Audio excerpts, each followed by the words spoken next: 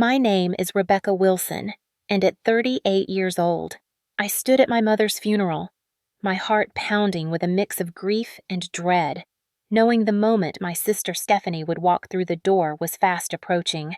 6 years had passed since she stole Nathan, my millionaire fiancé, the man I thought I'd build my forever with. I hadn't laid eyes on either of them since that shattering betrayal. When they finally arrived, Stephanie strutting in with her diamond ring glinting under the dim funeral home lights, her smug smile cutting through the somber air, I felt something unexpected, a quiet, unshakable calm. She had no idea who was waiting to meet her, no clue about the life I'd built from the ashes she left behind. Before I unravel the moment her face turned pale as a ghost when she saw who I'd married. Let me ask you, where are you watching from? Drop it in the comments, hit that subscribe button, and join me on this journey of heartbreak, resilience, and redemption. The story begins in a place of profound loss, but to understand the weight of that funeral day, I need to take you back to where it all started. 6 years ago, I was 32, living what looked like a perfect life on paper. I had a thriving career as a marketing executive in Boston, a chic downtown apartment, and a circle of friends who filled my weekends with laughter. But beneath the polished surface, something was missing. I poured myself into 60-hour work weeks, chasing deadlines and promotions, while my personal life felt like a revolving door of casual dates that never went anywhere. I was searching for meaning, for connection, for something to anchor me. Then I met Nathan Reynolds. It was at a charity gala, introduced by my college friend Allison, whose knack for networking always landed her in the right rooms. Nathan was 36, a self-made tech millionaire with a smile that could charm a room and a confidence that seemed to bend the world to his will. His success story was the kind magazines loved rags to riches. A kid from a small town who built a tech empire through sheer grit. Our connection was electric from the start. We bonded over our love for abstract art, our dreams of traveling to far-flung corners of the world, and our shared ambition to leave a mark. Our first date was at an exclusive restaurant perched above Boston Harbor, the city lights sparkling like a promise of something extraordinary. That night, I called my mother, Eleanor, my voice trembling with excitement. "Mom, I think I've met someone special," I said, and I could hear her smile through the phone. Nathan and I fell into a whirlwind romance. Weekend getaways to Martha's Vineyard, box seats at symphony performances, intimate dinners at restaurants where reservations were booked months in advance. These became our norm. He was attentive, showering me with thoughtful gifts, a first edition book by my favorite author, a scarf from a boutique in Paris, a painting that reminded him of a conversation we'd had. After 18 months together, he proposed during a private dinner on a yacht drifting through Boston Harbor. The 5-carat diamond ring caught the moonlight as he slid it onto my finger, and I said yes without a moment's hesitation. My parents were overjoyed, especially my mother, who began dreaming up a wedding that would reflect the grandeur of Nathan's wealth and our love. "Don't hold back." "Rebecca," she said, her eyes sparkling, "this is your moment." But then there was Stephanie, my younger sister, only 2 years my junior. Our relationship had always been a tangled mix of love and rivalry. Growing up in our modest suburban home outside Boston, we were close as children, sharing secrets and giggles under the covers. But there was always a competitive undercurrent. Stephanie wanted what I had: my toys, my friends, my achievements. If I got an A, she needed an A+. If I joined the debate team, she'd sign up for drama club and steal the spotlight. Our mother, the glue of our family, worked tirelessly to keep the peace, carving out special time for each of us, reminding us we were both loved. Despite our history, I chose Stephanie as my maid of honor. Mom thought it would bring us closer, and I wanted to believe that as adults. We'd outgrown our childish jealousy. I was wrong, painfully, devastatingly wrong. The first signs of trouble came at a family dinner where I introduced Nathan to Stephanie. She was all charm, complimenting him excessively, laughing a little too loudly at his jokes. her hand lingering on his arm. I brushed it off as her usual flirtatious nature. After all, she was dating Brian, a pharmaceutical rep, and seemed happy. At our engagement party, held in the backyard of my parents' colonial-style home, Stephanie helped Mom string fairy lights and arrange flowers. She looked radiant, but I caught her watching Nathan across the lawn, her gaze lingering too long. When our eyes met, she flashed a quick smile and raised her glass in my direction. Later, as the last guests left, Mom pulled me aside in the kitchen. "Rebecca? Dear, I noticed Stephanie seems quite taken with Nathan," she said, her voice cautious as she stacked leftover appetizers. I laughed it off, washing champagne flutes in the sink. "She's just being friendly. Mom, besides, she's with Brian." Mom nodded, but her eyes held a warning. "Just be careful, honey. You know how your sister can get when you have something she admires." I kissed her cheek, insisting everything was fine. How could I have been so blind 3 months before the wedding? Nathan started to change. He worked later, claiming international clients needed his attention at odd hours. Our Friday date nights, once sacred, were canceled for emergency meetings. When we were together, he was distracted, his eyes glued to his phone, his responses to my stories clipped and disinterested. Worse, he began criticizing things he'd once loved about me. My laugh, which he'd called infectious, was suddenly too loud in public.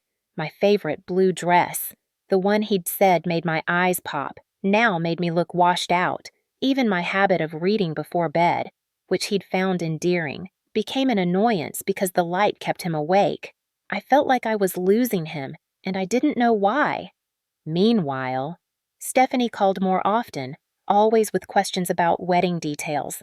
"I just want everything to be perfect for my big sister," she'd say, her voice dripping with sweetness. Mom was handling most of the planning, but Stephanie volunteered to attend vendor meetings I couldn't make due to work. I was grateful, or so I thought. One Thursday evening, Nathan and I had dinner at an upscale Italian restaurant. He barely looked at me, answering my stories with grunts, his phone buzzing incessantly. When it vibrated for the 5th time, I snapped. "Is there something more important happening elsewhere?" I asked, my voice tight. "Sorry, just work stuff," he muttered, flipping his phone face down.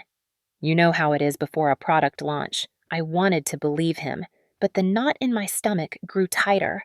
A few days later, I found a floral, heavy perfume on Nathan's collar while doing laundry, nothing like the subtle scent I wore.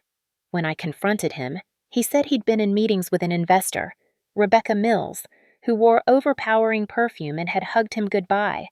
The explanation seemed plausible, but the unease lingered. I confided in Allison over coffee, hoping for reassurance. "Every relationship gets jittery before a wedding," she said, stirring her latte. "Parker and I fought constantly before ours, and we've been married 5 years. But the doubt wouldn't fade." Mom noticed my anxiety during our weekly lunch. "You seem distracted."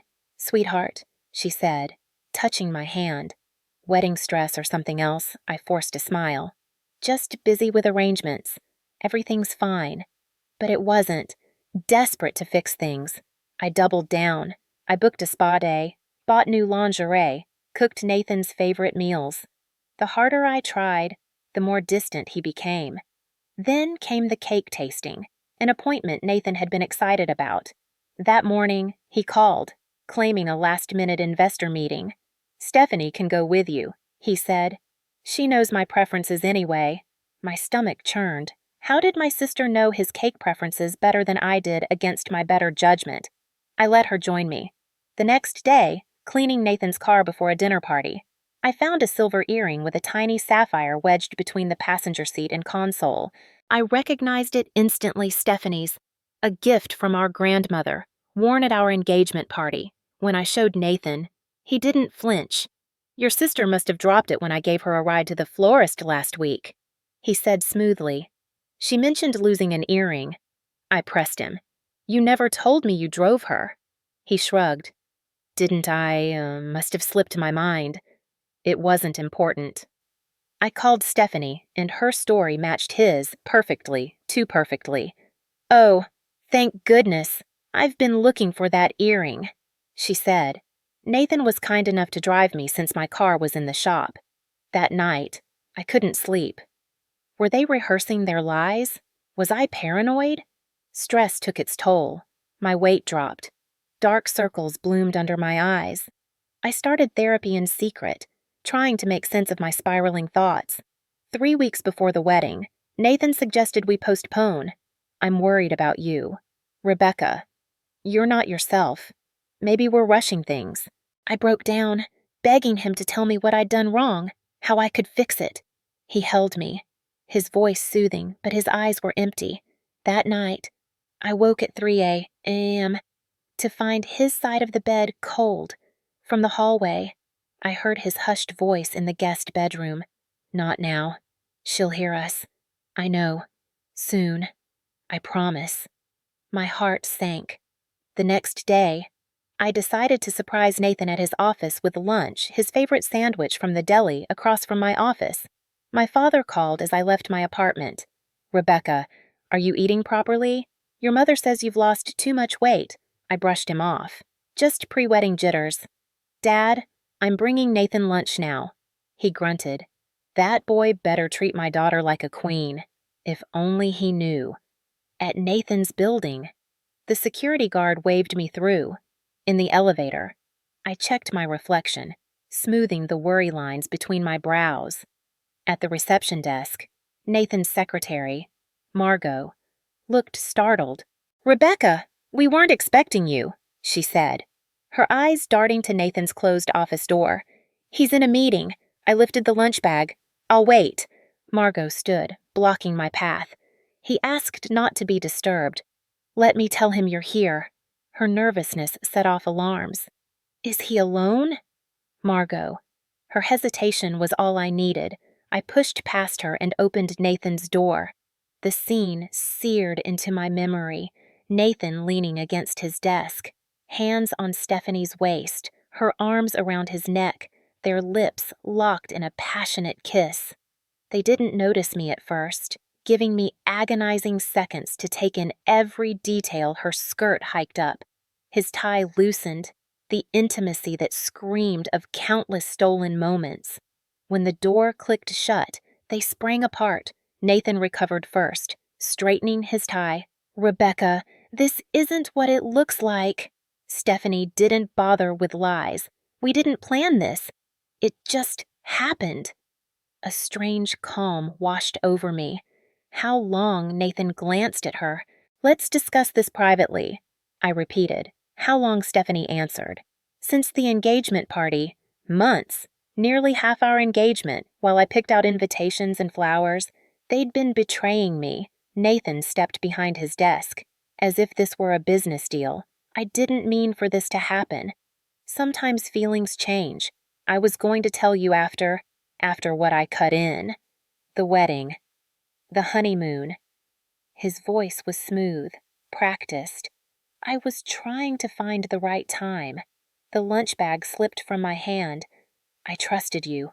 Both of you." Stephanie shifted uncomfortably. "It just happened. Becca. We tried to fight it." "Don't call me Becca," I snapped. "Nothing just happens for months. You made choices every lie, every secret call, every time you looked me in the eye." Nathan buzzed the intercom. "Margot, come in." She appeared, avoiding my gaze. "Please escort Rebecca out. She's upset." I stood tall. "I'm escorting myself out. You deserve each other." In the elevator, tears finally came. By the time I reached my car, I was sobbing so hard I could barely breathe. The drive home is a blur. I collapsed on my bathroom floor, calling Mom, barely coherent. She and Dad arrived within the hour, using their emergency key. Mom held me as I poured out the story. Dad pacing, his face red with rage. "I'll kill him," he muttered. "Both of them." Mom warned, "Thomas, your blood pressure." But her own fury matched his. The next days were a haze.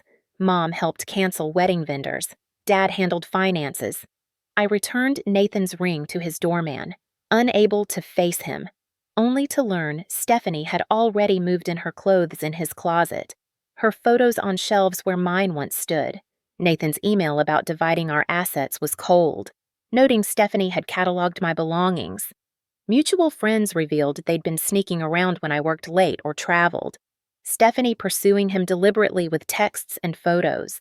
The scandal split our social circle. Some sided with me, others with Nathan, swayed by his influence.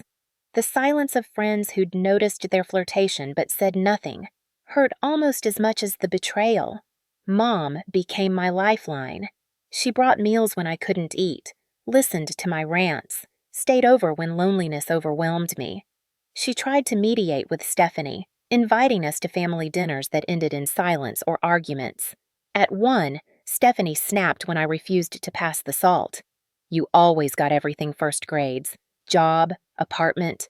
For once, I got something before you." I trembled. My fiancé wasn't a prize to be won. He was the man I loved. Mom slammed her fork down. "Stephanie Marie Thompson. Apologize now?" Stephanie sneered. "For what?" "Being honest. Nathan loves me now." I stood, napkin hitting my plate. "I can't do this. Mom, I'm sorry." It was the last dinner I attended with Stephanie. Dad's heart issues worsened from the stress, requiring new meds and doctor visits. Mom aged visibly, her eyes lined with worry as she tried to hold our family together. 6 months later, I hit rock bottom. My therapist diagnosed depression, prescribing medication. Work suffered. I lost a major client after breaking down during a presentation. My boss suggested a leave of absence. But I knew staying in Boston, where every street held memories, would destroy me. When a marketing director position opened in our Chicago branch, I applied, pouring my desperation into the interview. 2 weeks later, I got the offer. Mom helped me pack, wrapping photos and mementos, her hands steady where mine shook.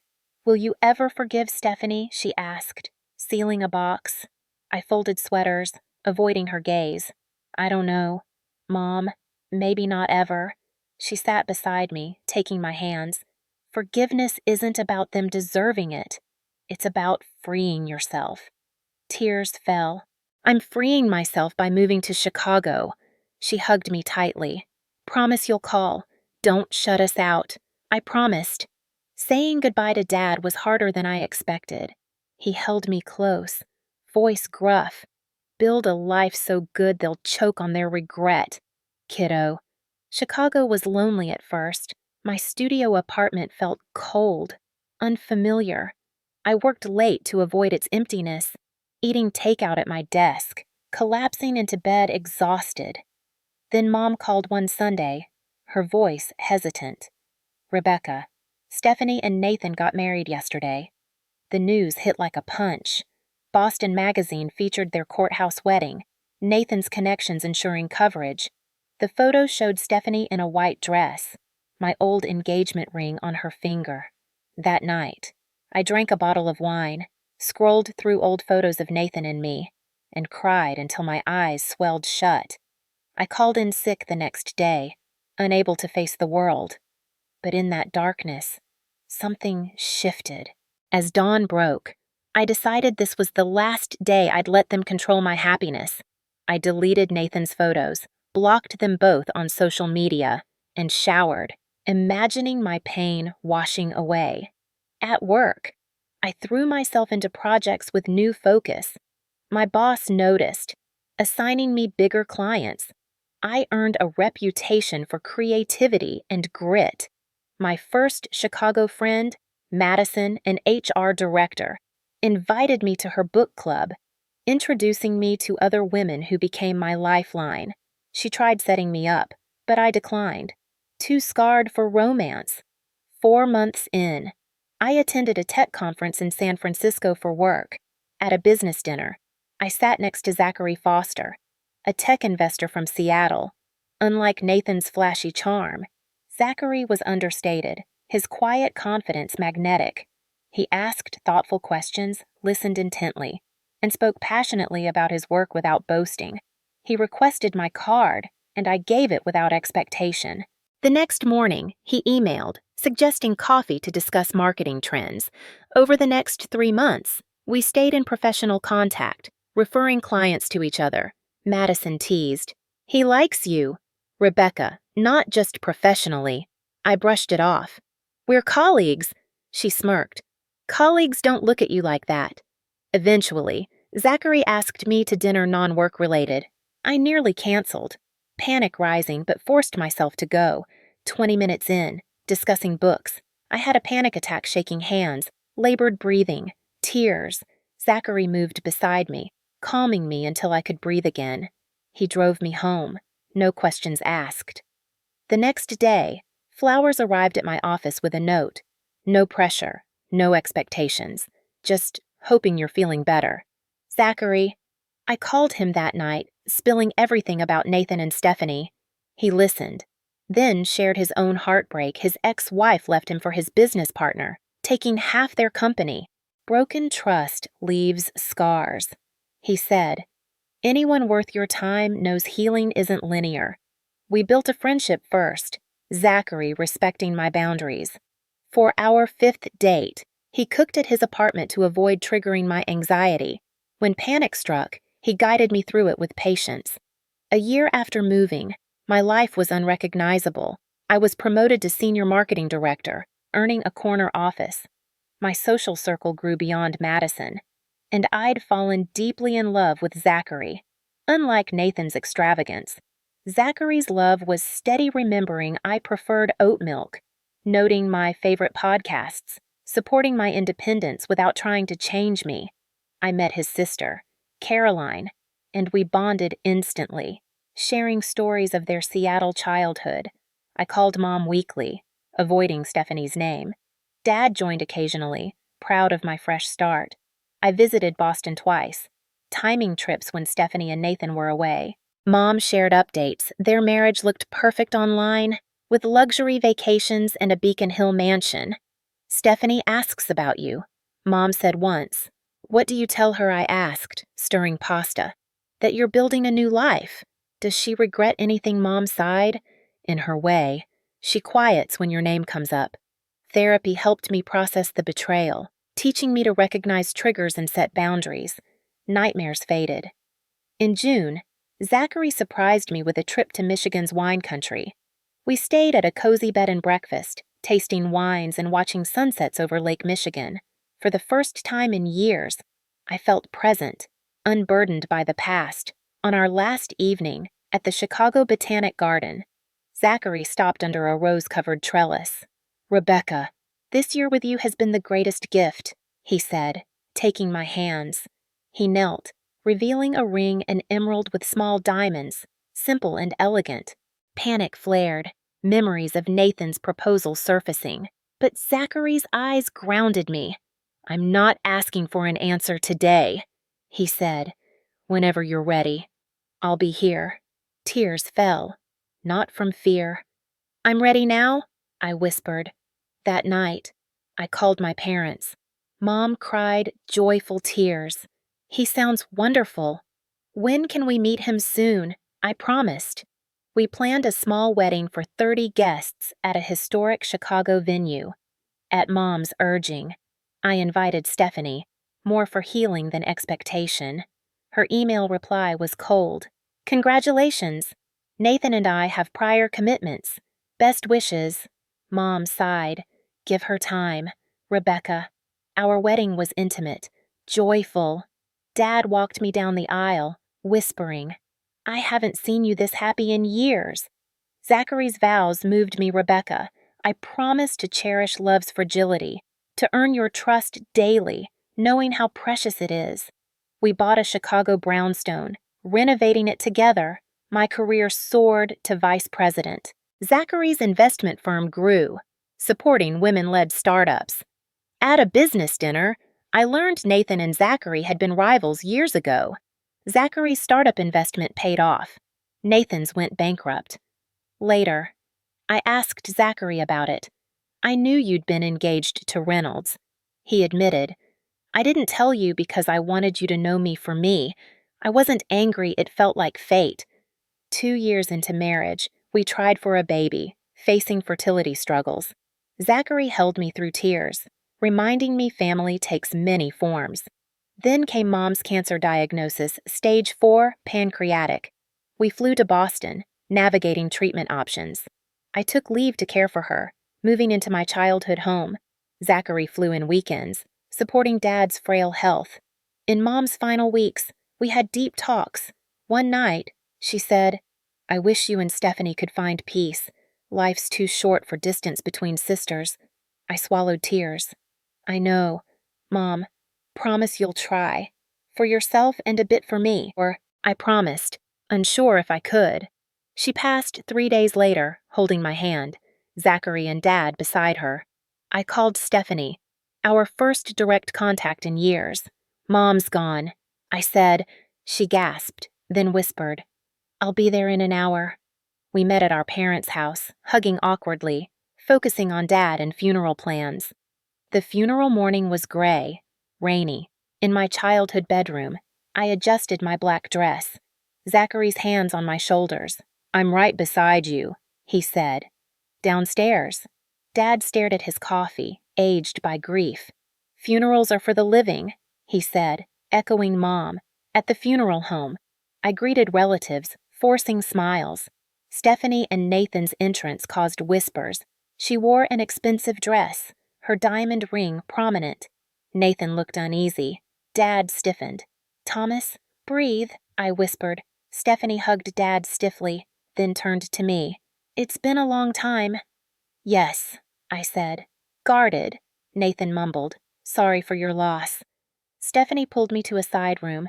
"You look thin," she said, eyeing me. "Grief does that," I replied. She boasted about their Cape Cod house, startups, nursery plans. "I thought you'd want to know how well we're doing," she said, smirking. "Poor you, alone at 38. Her words stung, but I smiled. "Have you met my husband?" Her face fell. I called Zachary, and Nathan appeared, paling when he saw him. "Foster," Nathan said, voice cracking. "Reynolds." Zachary replied coolly, referencing their past rivalry. "2 wonderful years," I said, holding Zachary's hand. Nathan stammered about collaborations. Zachary brushed him off. Dad's chest pain delayed the funeral. A doctor attendee deemed it stress. Not a heart attack. Stephanie's concern surprised me. The service was heartbreaking. My eulogy celebrated Mom's love. Stephanie's faltered with tears. Instinctively, I supported her, whispering, "Take your time. At the cemetery." Nathan checked his watch, distant, while Stephanie stayed by Dad. At the reception, I overheard Nathan's company was struggling, his boasts a facade. I focused on honoring Mom, not old wounds. The next day, Zachary returned to Chicago. I stayed to sort Mom's things, finding her journal. Her final entry read, "My greatest regret is leaving my girls estranged. I pray they find their way back." Stephanie arrived alone, apologizing for her cruelty. "I'm miserable," she confessed. Nathan was controlling. Their wealth a debt-fueled lie. She planned to divorce, shamed by her actions. We sorted Mom's belongings, sharing memories, her cookie recipes, lunchbox notes. It wasn't forgiveness, but a start. Back in Chicago, I thrived with Zachary. 6 months later, I was pregnant. Joy mixed with sadness, Mom wouldn't meet her grandchild. Stephanie and I spoke cautiously. She'd divorced, starting over. Losing Nathan broke me, but it led to a better life. Mom was right. Forgiveness freed me. In our nursery, Zachary painting, I reflected on loss leading to growth. My scars don't define me, they guide me. Have you faced a loss that led to something better? Share your story below. If this resonated, subscribe, and share with someone who needs to know pain isn't the end. Thank you for joining me. The hardest chapters often lead to the most beautiful endings.